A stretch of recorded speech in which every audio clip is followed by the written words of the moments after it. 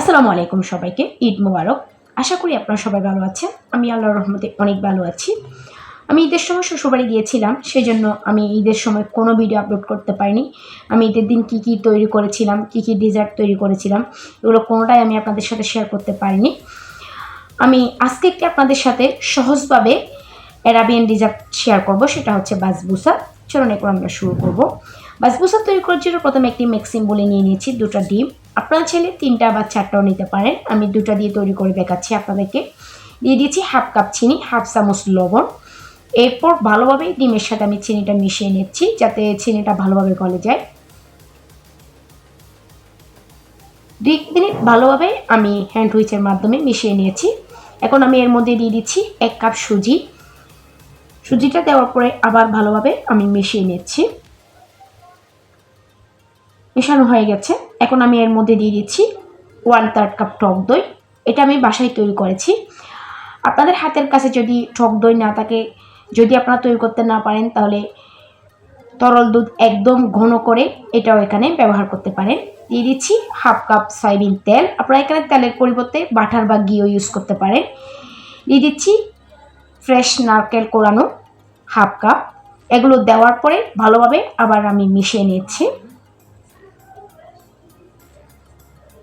এখন আমি এর মধ্যে দিয়ে দিচ্ছি 1/3 কাপ ময়দা, 1 চামচ বেকিং পাউডার। এরপর সবগুলো উপকরণ ভালোভাবে আমি 5 মিনিট ভালোভাবে ফেটিয়ে নিব। ব্যাটারটা ভালোভাবে আমি 5 মিনিট ফেটিয়ে নিয়েছি। এখানে একটা স্টিলের থালি নিয়ে নিয়েছি। এটার মধ্যে একটা অয়েল পেপার আমি বিছিয়ে দিয়েছি। এর মধ্যে তেলও ব্রাশ করে নিয়েছি। আমি আজকে এটার মধ্যে একটা বেক করব। আমি ব্যাটারটা ঢেলে নিয়েছি।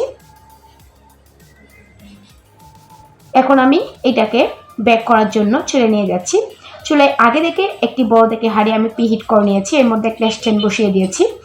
এরপর আমি তালিটা বসিয়ে দিচ্ছি।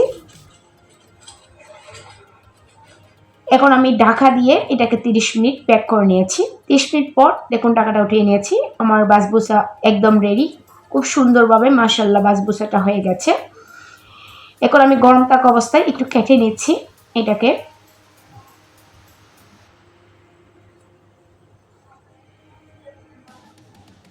আমি প্রথমে লম্বা লম্বা করে কেটে নিয়েছি।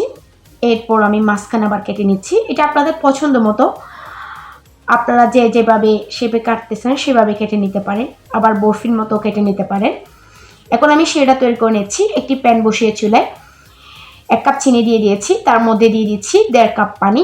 সেটা একটু পাতলা হতে হবে, সেজন্য পানি একটু বেশি করে দিয়েছি। আমি 1.5 কাপ পানি ব্যবহার করেছি 1 কাপ চিনির জন্য। আমার সেটা বলক উঠে গেছে, সেটা হয়ে গেছে। বাসবুসাটা আমার ঠান্ডা হয়ে গেছে। গরম গরম শিরাটা এখন আমি বাসবুসার উপর দিয়ে দিচ্ছি।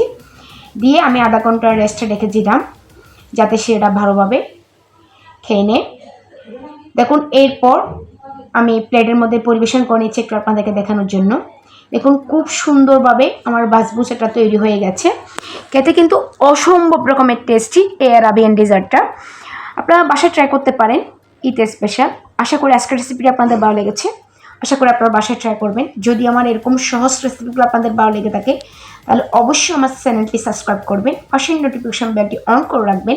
যখন আমি নতুন কোনো ভিডিও আপলোড করব, তখন সাথে সাথে আপনাদের কাছে নোটিফিকেশনটি পৌঁছে যাবে। অবশ্যই আমার ভিডিওতে একটি লাইক করবেন। কোনো প্রশ্ন থাকলে আপনারা আমাকে কমেন্টস করে জানাতে পারেন। সবাই ভালো থাকবেন, সুস্থ থাকবেন, আমার জন্য দোয়া করবেন। আল্লাহ হাফেজ।